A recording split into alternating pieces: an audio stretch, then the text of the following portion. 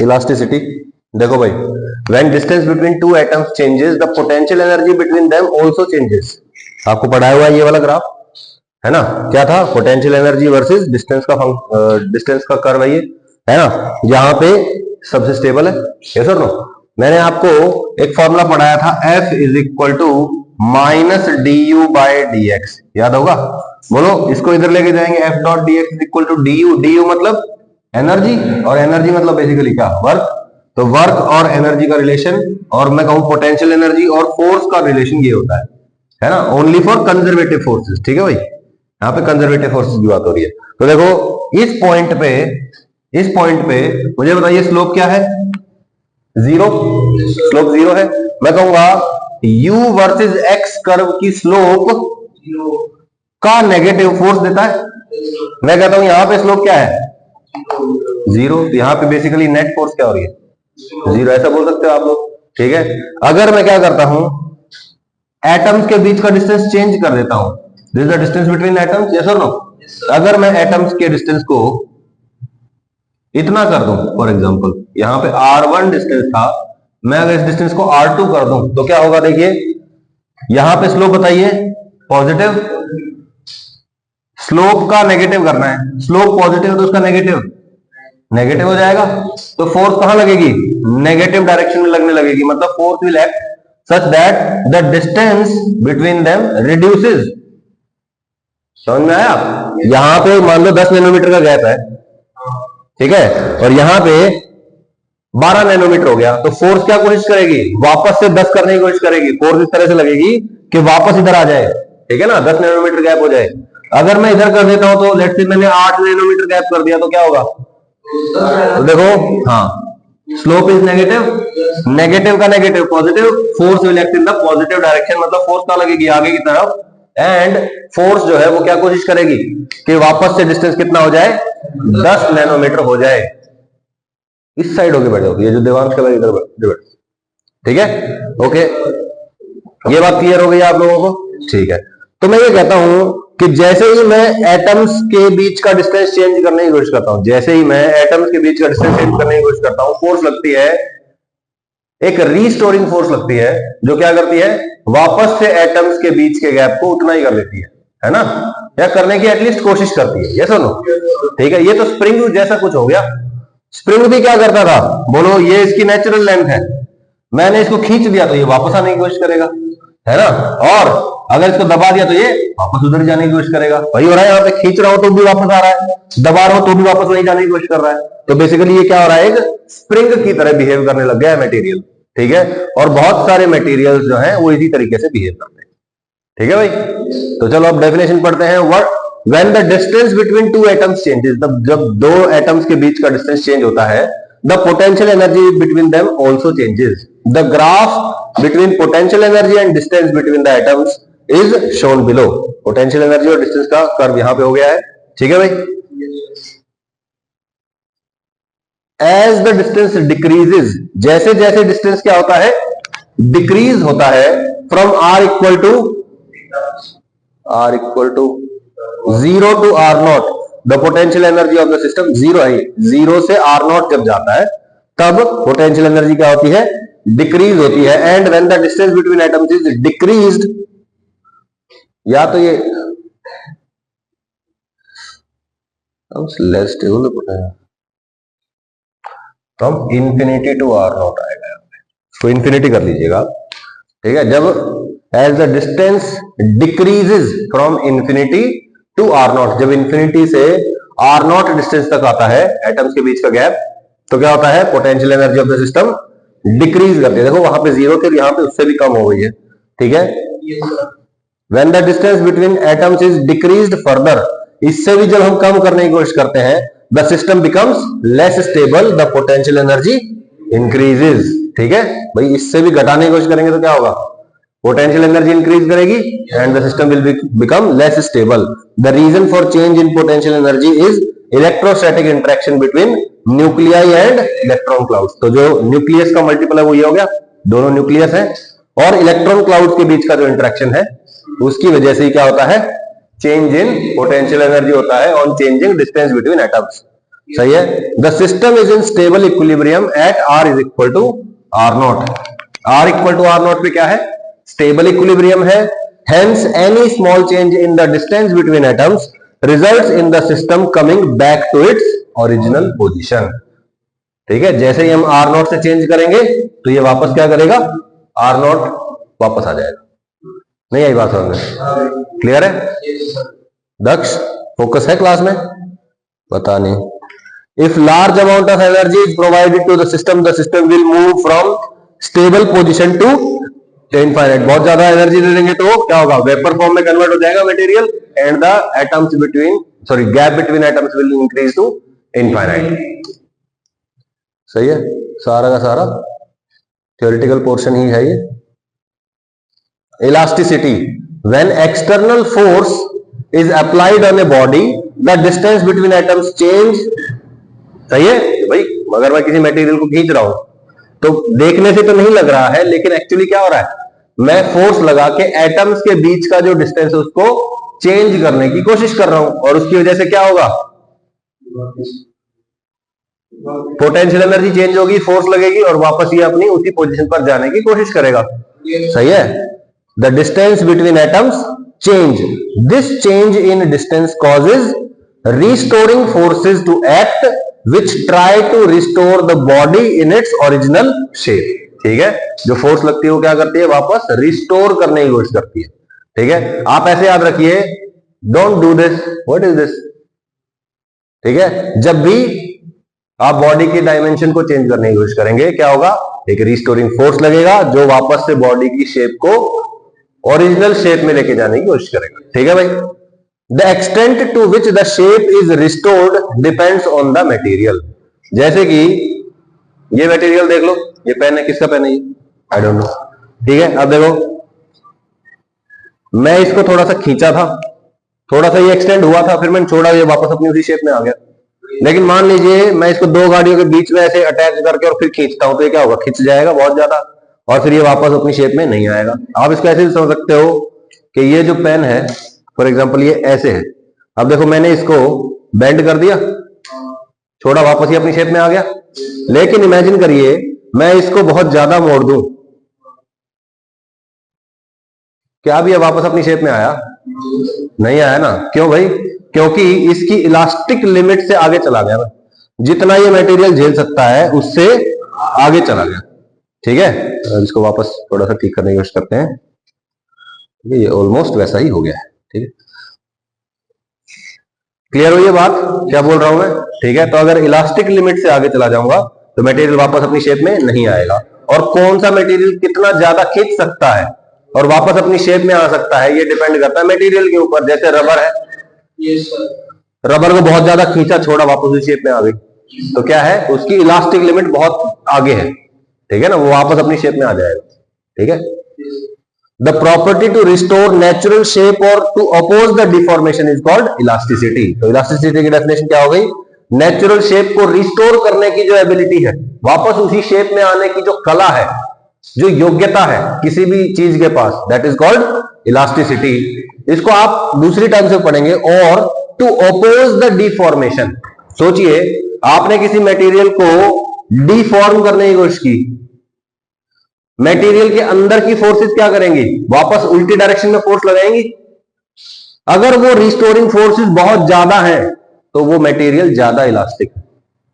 सही है, और अगर वो रिस्टोरिंग फोर्सेस कमजोर है तो वो लेस इलास्टिक है। अब आप मुझे एग्जांपल मैं समझाना चाहता हूं आपको। जैसे एक रबर की बॉल ले लीजिए और एक स्टील की बॉल ले लो, which is more elastic? No, steel is more elastic. मैंने अभी क्या बोला कि ओपोज द डिफॉर्मिंग फोर्सेस। अब आपने रबर को दबाया तो दब गया, स्टील की बॉल को दबाया वो दबा ही नहीं। क्यों नहीं दबा? क्योंकि उसके अंदर जो रिस्टोरिंग फोर्सेस है वो बहुत ज्यादा है, और जिसके अंदर रिस्टोरिंग फोर्सेस ज्यादा होंगी दैट इज मोर इलास्टिक। नहीं आई बात समझ? क्लियर हुई बात अब? ठीक है, तो ये बात आप जैसे छोटे बच्चों के साथ खेल सकते हो या आप जैसे बड़े वालों के साथ खेल सकते हो जिनको साइंस नहीं आती, कि बताओ रबर ज्यादा इलास्टिक होती है या स्टील ज्यादा इलास्टिक होती है? स्टील ज्यादा इलास्टिक होता है। ठीक है, किया होगा आपने कभी ना कभी, तुमने किया ट्राई कभी है? मैंने किया था, मेरी बात किसी ने नहीं मानी थी, मेरे को बेवकूफ मान लिया गया था। खैर कोई बात नहीं, doesn't matter, I am correct. The body which completely regains it's natural shape after the removal of the deforming forces is called perfectly elastic body. क्या बोला? जो वापस अपनी शेप ले लेती है डिफॉर्मिंग फोर्सेस हटने के बाद, that is called perfectly elastic body. ठीक है, मान लीजिए एक तो मैं पेन के सिक्के की बात करूं और एक मैं रबर बैंड की बात करूं, विच इज मोर इलास्टिक? सही है, लेकिन अगर मैं बात करूं in terms of reformation ability तो रबर। ठीक है ना? ठीक है, if the body does not regain the shape, अगर बॉडी वापस अपनी शेप में नहीं आती है at all, then it is called perfectly in elastic या प्लास्टिक बॉडी। जैसे मिट्टी की बॉल बनाते हो आप लोग, उसको दबाया वो वैसी रह जाएगी जैसा दबा के छोड़ा था, है ना? चिकनी मिट्टी आती है ना, उसको दबाया वैसी रह जाएगी बॉल। क्यों क्यों रह जाएगी? क्योंकि उसके अंदर there are no restoring forces. ठीक है, that is why it is called perfectly in elastic body. ठीक है भाई, in general bodies are partially elastic. In general body क्या होती है? Partially elastic. ठीक है, stress, consider a body in which a force is acting such that body is deformed.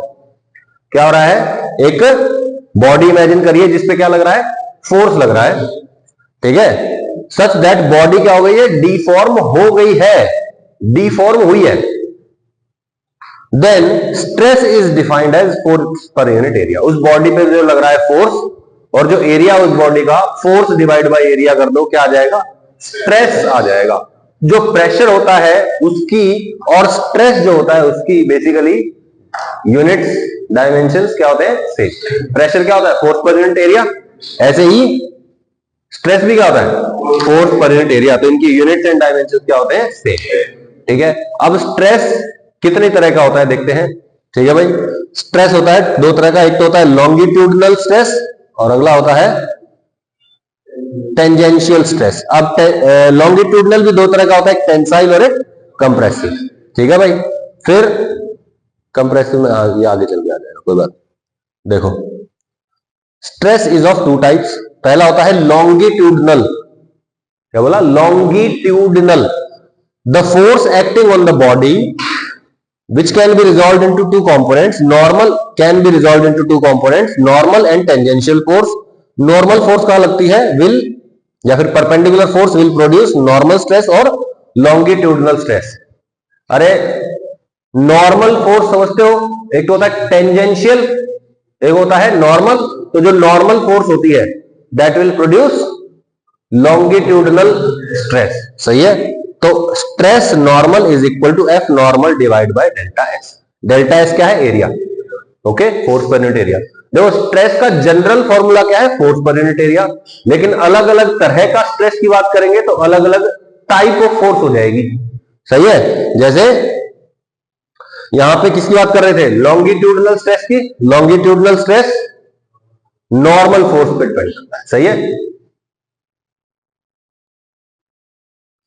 Tangential stress या फिर शियरिंग स्ट्रेस। टेंजेंशियल बोल दो या शियरिंग बोल दो, जो चीज शियर मतलब फाड़ देने वाला, जो चीजों को फाड़ दे, दैट इज शियरिंग स्ट्रेस या टेंजेंशियल स्ट्रेस। इमेजिन करिए, कोई मोटी सी बुक है क्या हमारे पास? ये देखो, ये है मेरे पास एक बुक, मैं इस पे फोर्स लगा रहा हूं। ठीक है, जो मैंने ऐसे फोर्स लगाया है normal to the body, this is normal force, और ये क्या प्रोड्यूस कर रहा है? लॉन्गिट्यूडनल स्ट्रेस पैदा कर रहा है। ठीक है, अब मान लो मैं किताब पे टेंजेंशियल फोर्स लगाता हूं। सोचना, टेंजेंशियल फोर्स ये चीजों को क्या करने की कोशिश करेगा? फाड़ने की कोशिश करेगा। ठीक है ना? ऐसे समझ लो कि ऐसे कर रहा हूं मैं। देखो, अब ये मान लो कि ऑलमोस्ट परपेंडिकुलर ये वाला एज। ठीक है, अब मैं क्या कर रहा हूं? इसको ऐसे धगा रहा हूं, तो क्या होगा? देखो, ये वाली चीज ऐसे मुड़ जाएगी, है ना? तो ये चीजों को क्या करने की कोशिश करता है? फाड़ने की कोशिश करता है, टीयर करने की कोशिश करता है। The tangential component of the force will produce tangential stress. Longitudinal normal force, tangential force, tangential stress will be produced by tangential force, है ना? स्ट्रेस इज इक्वल टू होता क्या है? फोर्स पर यूनिट एरिया, और tangential है तो force भी कौन सी हो जाएगी? टेंजेंशियल। कॉमन सेंस लगने लग गया ना अब ये चीजें। ठीक है। Longitudinal stress is of two types. Longitudinal जो होता है वो दो तरह का होता है। क्या क्या? Tensile stress. Tensile stress, the stress which tries to increase the length of the body is called tensile stress. ठीक है, बोलो। मान लीजिए ये बॉडी है, ठीक है, ये बॉडी है, मैं इसको ऐसे दबा रहा हूं। The force is acting perpendicular to the body. बोलो, इस सरफेस के और इस सरफेस के परपेंडिकुलर है। बोलो, ये तो लेंथ को क्या कोशिश कर रहा है? घटाने की। और मान लो अगर मैं इनको ऐसे पकड़ के खींच रहा हूं, तो बोलो इन सरफेसेस के तो परपेंडिकुलर फोर्स लग रहा है ना, component perpendicular to the surfaces. और ये क्या कोशिश करेगा? खींचने की कोशिश करेगा, लेंथ को बढ़ाने की कोशिश करेगा। टेंसाइल से ही बनता है टेंशन। टेंशन याद है? रस्सी की टेंशन। क्या कोशिश करती थी वो? बॉडी को हमेशा अपनी तरफ खींचने की कोशिश करती थी। तो टेंसाइल स्ट्रेस भी क्या करेगा? बॉडी को लंबा करने की कोशिश करेगा। ठीक है ना? ठीक है।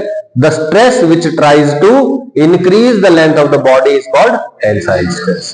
Compressive stress, if the stress tries to decrease the length of the body then stress is called compressive stress. अब बात करते हैं वॉल्यूम स्ट्रेस। ये क्या होता है? If A body is immersed in a liquid of pressure P, ठीक है, एक बॉडी है, उसको मैंने कहां डाल दिया? एक P प्रेशर वाले लिक्विड में। मान लीजिए आपने क्या किया? एक बलून ले लिया। बलून समझते हो? गुब्बारा। उसको मैं पानी के नीचे स्विमिंग पूल में ले गया या समंदर में ले गया।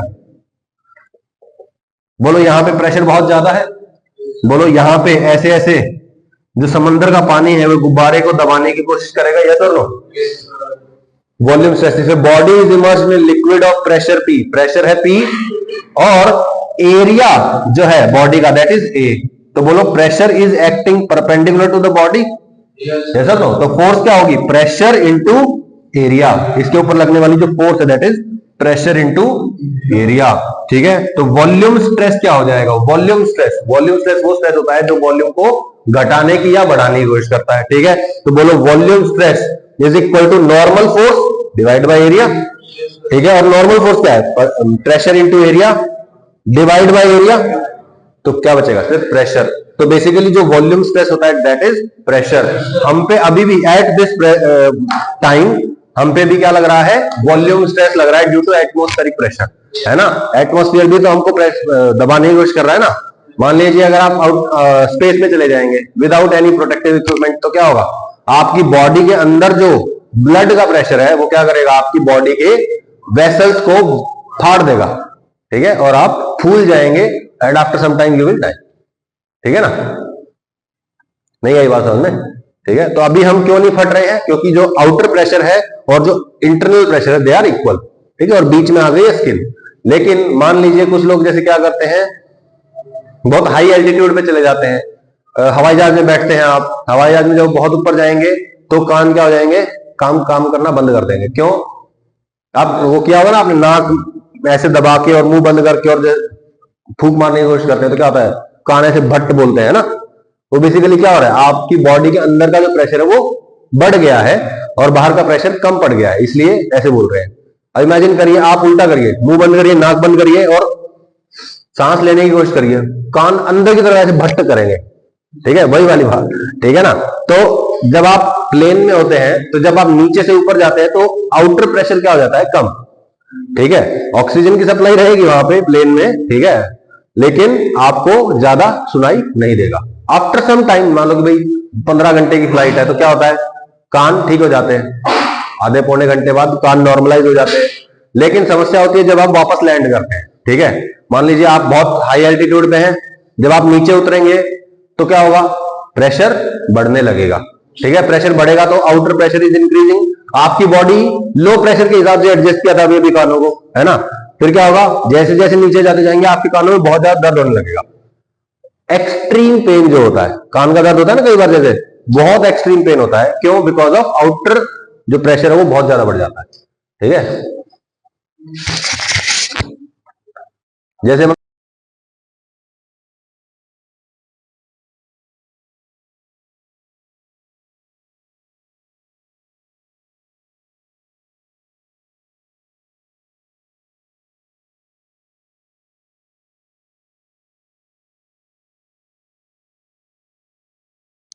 ऑन हो गया, तो प्लेन में जब ट्रेवल करें आप तो इस बात का ध्यान रखें, ठीक है। जैसे कुछ लोग ईयर प्लग्स लेके जाते हैं फॉर सेफ्टी से, जिनको ज्यादा दिक्कत होती है। हाँ, तो यहां से क्या पता चला कि जो वॉल्यूम स्ट्रेस है वो किसके बराबर है, प्रेशर के बराबर ही है, ठीक है। Volume stress on a body is equal to the pressure acting on the body. Body पे जो प्रेशर लग रहा है वही वॉल्यूम स्ट्रेस के बराबर है, ठीक है। अब बात करते हैं स्ट्रेन की। स्ट्रेस समझ में आ गया, बोलो भाई, ठीक है, ठीक है। अब बात करेंगे स्ट्रेन की, नई चीज है हमारे लिए। स्ट्रेस क्या होता है, फोर्स पर यूनिट एरिया, है ना, वो एफर्ट जो बॉडी के डायमेंशंस को चेंज करने की कोशिश कर रहा है, ठीक है। जैसे लेंथ को घटाने बढ़ाने की, वॉल्यूम को घटाने बढ़ाने की, या फिर फाड़ने की जो कोशिश कर रहा है ना, दैट इज टीयरिंग एफर्ट या डिफॉर्मेशन एफर्ट, ठीक है। अब उसका इफेक्ट जो हुआ है दैट इज कॉल्ड स्ट्रेन। उसका इफेक्ट जो हुआ है that is called strain. Strain मतलब change in dimension divide by original dimension. Change in dimension divide by original dimension. पहला आता है लॉन्गिट्यूडिनल स्ट्रेन, ठीक है, डी आई आएगा। Longitudinal strain is equal to delta L by L. Longitudinal strain क्या करता था भाई, लेंथ को घटाने बढ़ाने की कोशिश करता था, तो बोलो longitudinal strain is equal to, और change in dimension by original dimension होता है स्ट्रेन का मतलब, तो डेल्टा एल बाय एल हो जाएगा। सही है भाई, लॉन्गिट्यूडिनल स्ट्रेस है तो लॉन्गिट्यूडिनल ही स्ट्रेन होगा, सही है, okay. Longitudinal strain is caused by longitudinal stress, delta L is equal to change in length, L is equal to original. कोई दिक्कत भाई, तो इसका रेशियो ही क्या कहलाता है, स्ट्रेन कहलाता है, ठीक है, ओके। Shearing strain. अब मान लीजिए आपके पास कोई इस तरह की बॉडी है, ठीक है, इस तरह की बॉडी है कोई, ये आपकी बॉडी है, ठीक है। एक्स तो ये नहीं होता है, ठीक है, एक्स ये नहीं होता है, इसको ठीक कर लेना। मान लो एच हाइट है बॉडी की, और आपने क्या किया, इसको इस तरह से फोर्स लगाया, ठीक है। जैसे ये किताब है, आपने क्या किया, इसको ऐसे ऐसे करने की कोशिश करी, ऐसे, ठीक है, टेंजेंशियल फोर्स जो लगाई है, उससे क्या होगा, किताब फट जाएगी, है ना। लेकिन अभी फटी नहीं है, बस ये जो यहां वाला एज है ये यहां पहुंच गया है, और जो यहां वाला एज है वो यहां पहुंच गया है, एंड दिस इज एक्स, ठीक है। बोलो, कुछ ना कुछ ये पोजीशन चेंज हो गया ना यहां से यहां तक, so this is x and this is h. So shearing strain is equal to x by h, x divide by h हो गया। शियरिंग स्ट्रेस से ही क्या पैदा होगा, शियरिंग स्ट्रेन पैदा होगा। वॉल्यूमेट्रिक स्ट्रेस और change in dimension divide by original dimension. Volumetric strain है, किससे आएगा, वॉल्यूमेट्रिक स्ट्रेस से, ठीक है। तो volumetric strain is equal to delta V by V, change in volume by original volume. कोई दिक्कत। अब रिकैप है, रिकैप क्या है, देखो, लॉन्गिट्यूडिनल स्ट्रेस क्या होता है, एफ नॉर्मल बाय एरिया, और ये नॉर्मल जो फोर्स है वो टेंसाइल भी हो सकती है और कंप्रेसिव भी हो सकती है। लेंथ को इंक्रीज करने की कोशिश भी कर सकती है और डिक्रीज करने की कोशिश भी कर सकती है, ठीक है, okay. Shearing stress is equal to F tangential by area, ठीक है, tangential force divide by area, है ना। शियरिंग स्ट्रेस कौन पैदा करता था, टेंजेंशियल फोर्स, ठीक है। Volumetric stress is equal to pressure, ठीक है भाई। अब स्ट्रेन की बात कर लेते हैं, देखो, लॉन्गिट्यूडिनल स्ट्रेन, स्ट्रेन क्या होता है, change in length by original length, x by h, या फिर volumetric strain delta V by V, ठीक है। It is caused by longitudinal stress, this is caused by shearing stress, ठीक है, and this is caused by volume stress और pressure, ठीक है। अच्छा ये बताओ, ये एक्स डिस्टेंस है, ये एच है, तो बोलो टेंजेंट फाई, अगर ये एंगल फाई है, जिससे एंगल मतलब पहले 0 डिग्री था ये ऐसे, अब ये कुछ ऐसे हो गया है, तो जो एंगल चेंज हुआ है, जो एंगल प्रोड्यूस हुआ है that is phi. Tangent phi क्या हो जाएगा, perpendicular by hypotenuse x by h हो जाएगा, है ना। तो tangent phi is equal to x by h, और अगर फाई स्मॉल है तो फाई की value is equal to x by h, है ना, क्योंकि tangent phi is almost equal to phi. कोई दिक्कत है भाई इसमें, ठीक है। Relation between stress and strain, तो relation between stress and strain की बात कर लेते हैं। Stress is directly proportional to strain, stress is directly proportional to strain. जितना ज्यादा स्ट्रेस लगाओगे उतना ज्यादा स्ट्रेन होगा। ये बेसिकली क्या है, एफर्ट, और ये क्या है, चेंज इन डायमेंशन।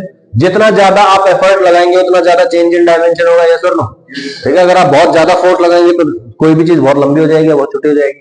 सही है, बहुत थोड़ा सा लगाएंगे तो बहुत ही कम होगा। ठीक है, this is called Hooke's law. ठीक है, हुक्स लॉ है ये, क्या भाई? Stress is directly proportional to strain. ठीक है, this is valid only for small strain, कि भैया ऐसा नहीं है कि आप कितना ही भी स्ट्रेस लगाते जाओ हमेशा स्ट्रेस और स्ट्रेन हमेशा प्रोपोर्शनल होंगे, नहीं। स्टार्टिंग में stress and strain are directly proportional, जितना ज्यादा आप स्ट्रेस लगाएंगे उतना ही ज्यादा स्ट्रेन होगा। लेकिन आफ्टर सम पॉइंट, देखो पहले मैं ज्यादा फोर्स लगा के मोड़ रहा था, अब देखो थोड़ी सी फोर्स लगाई और ये मुड़ गया।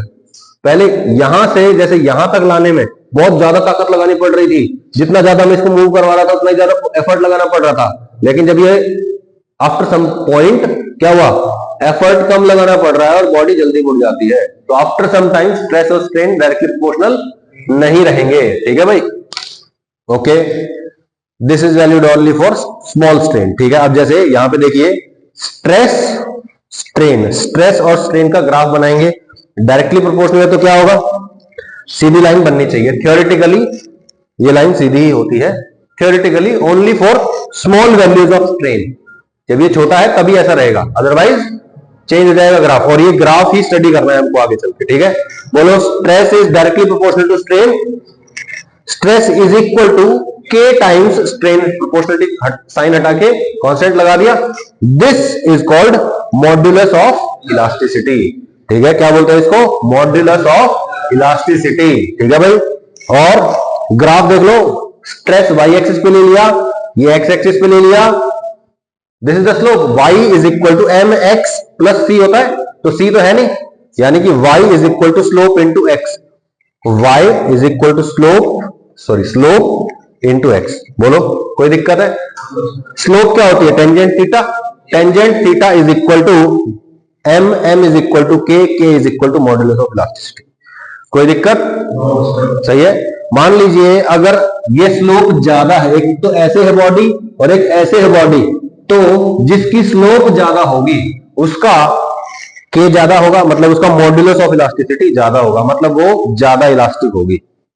सही है, मोर इलास्टिक मतलब modulus of elasticity is high. Okay,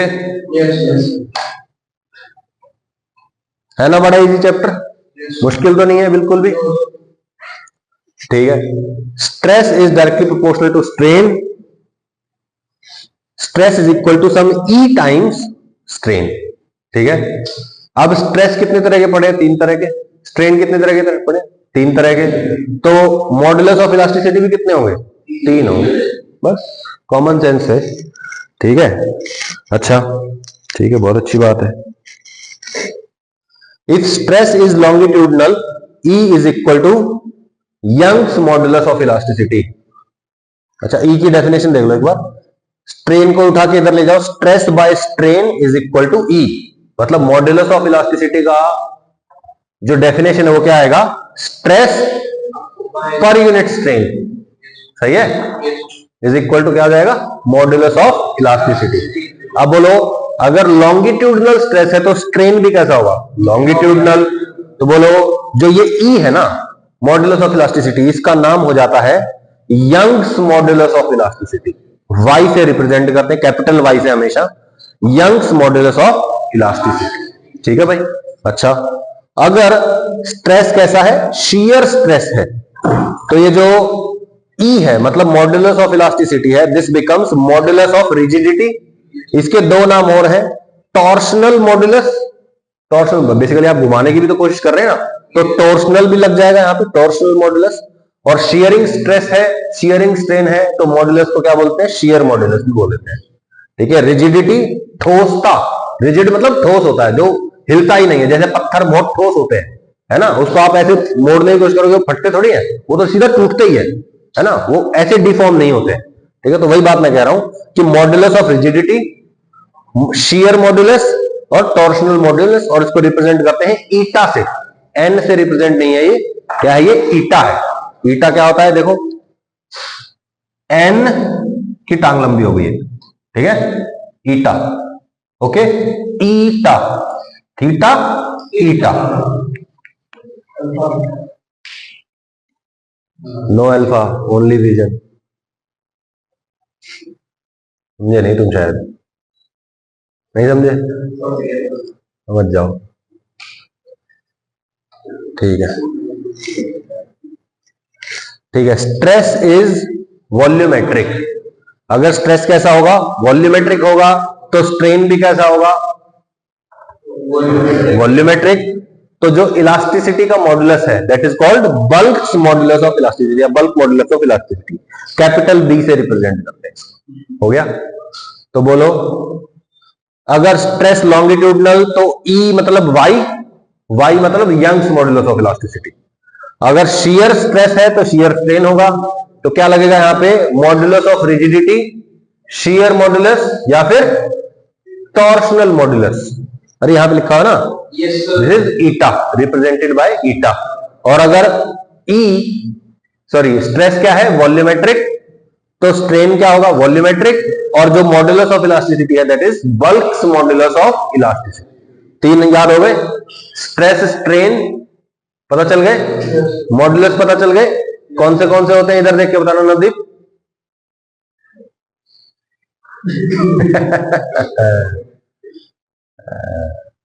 बादाम खाया कर सुबह उठ के। कौन, देवांश, याद हो गए होंगे अब तक तो, देख रहा था लगातार। बता, देख रहा है, बता। फोकसिंग एबिलिटी बिल्कुल खत्म हो गई है क्या है?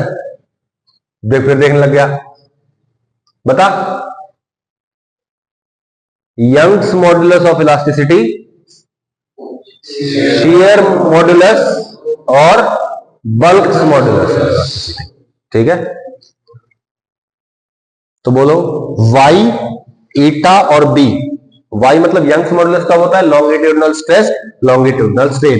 ईटा shearing stress, shearing strain. b volume stress, volume strain. ठीक है, वॉल्यूमेट्रिक स्ट्रेस क्या होता है, pressure. Volumetric strain delta v by we.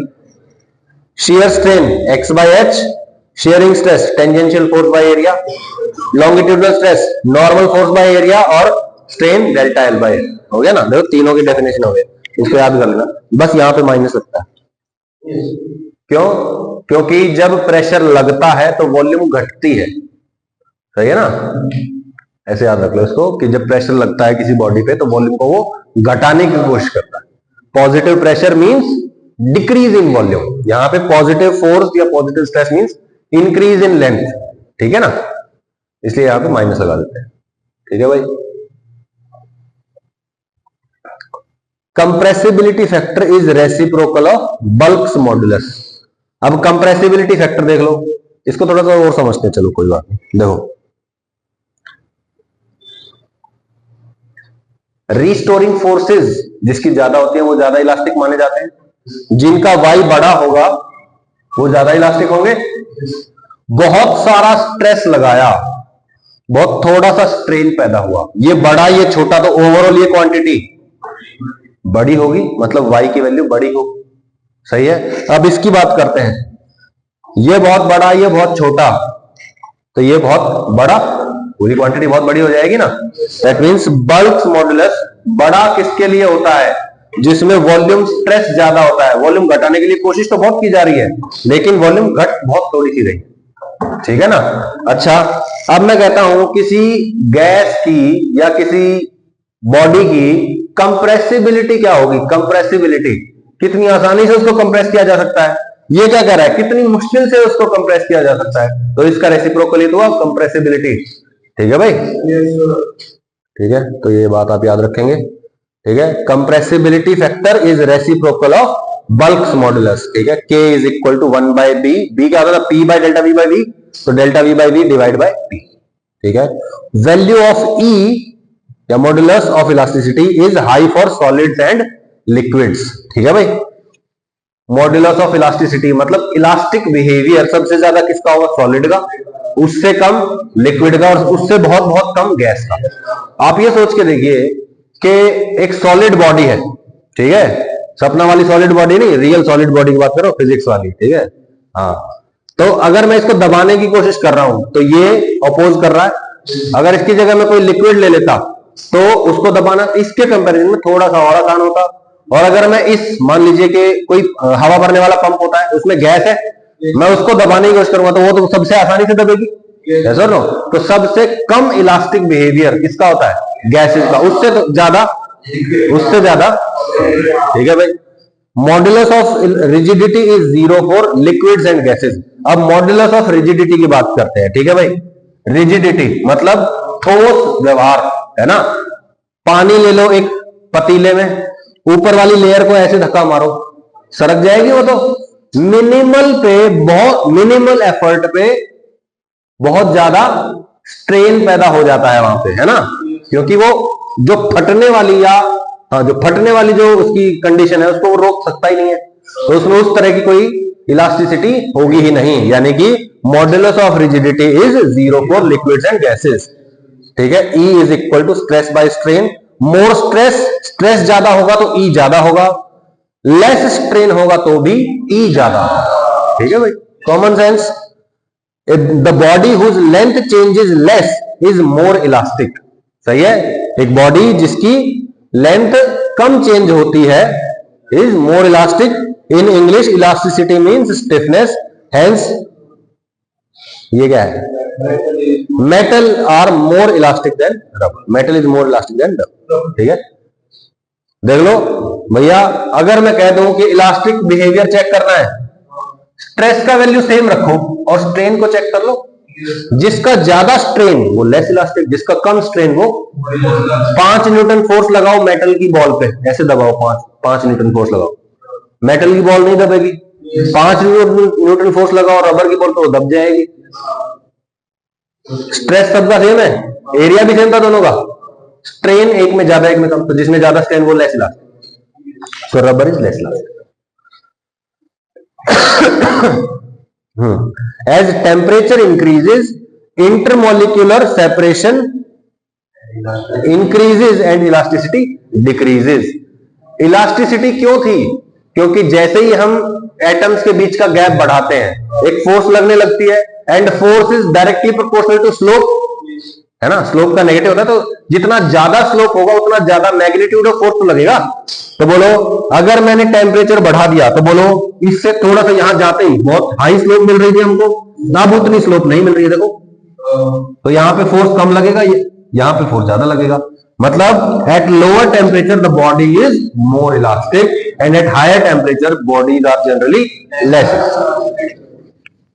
ठीक है भाई, इजी है ना बिल्कुल, ठीक है। F restoring is equal to minus D U by D X. तो यहां पे रिस्टोरिंग फोर्स ज्यादा है और यहां पे रिस्टोरिंग फोर्स कम है। F restoring in 1 are greater than F restoring in 2 R 2। कर लोगे? Alright, detailed analysis of stress strain curve. What is the length of the video? 38। अब पढ़ सकते हैं फिर तो। सर आए हैं आज, पता नहीं। Detailed analysis of stress strain curve, अब ये करेंगे। देखो ये क्या ग्राफ दे रखा है, पढ़ो एक बार। ये ए बी सी डी क्या है, एक बार देखना।